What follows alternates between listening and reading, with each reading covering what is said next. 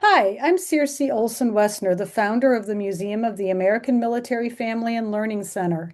I'd like to welcome you to our 2025 Advent Season Storytime. Throughout December, military-connected authors will read a holiday essay, either one they have written themselves or a favorite written by someone else. We're glad you tuned in for a few minutes break from the hectic holiday season. Today's story is Christmas in Tikrit by Erik Woessner. Christmas in Tikrit by specialist Erik Woessner. While deployed during Operation Iraqi Freedom, my unit tried as much as possible to keep morale high and to keep us engaged and productive. This was always the hardest around the holidays. Our unit decided to do a secret Santa and holiday party to boost morale and help reinforce esprit de corps. After a very good holiday dinner in the DFAC, the dining facility, which I will say was very traditional, with all the fixings and trimmings anyone could want, we were summoned to the company headquarters building. It was a plywood structure with a tin roof that looked like it had been put together by Boy Scouts at a jamboree. The inside wasn't much better. It was always filled with a thin layer of dust, which for us was just a fact of life. The dust was a fine powder, and it got everywhere. Most of us simply made do and tried to keep our electronics as clean as we could.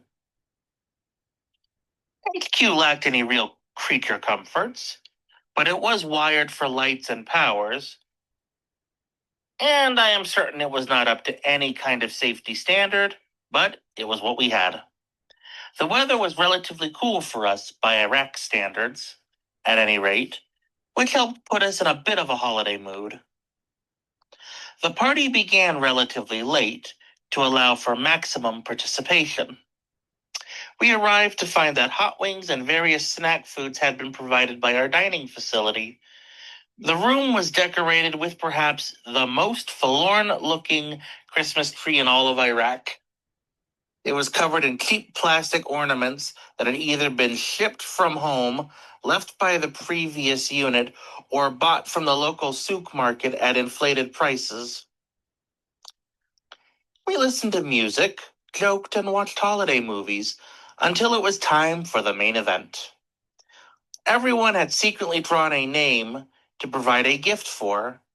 Most of us already had a pretty good idea of who we'd be getting, since the sources of potential gifts were rather limited. The purpose was mainly to have a good time, and as it was so often said, it's the thought that counts.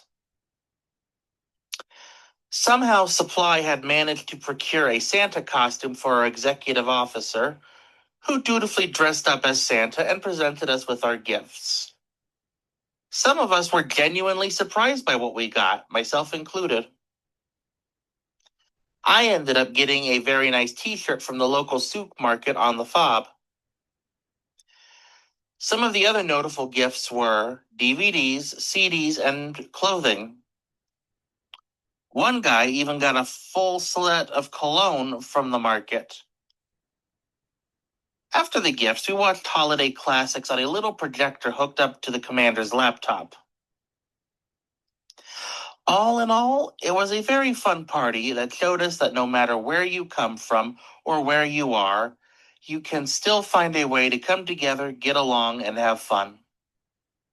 Specialist Erik Woessner. Thank you for sharing that story with us, and thank you, dear listeners, for tuning in tonight.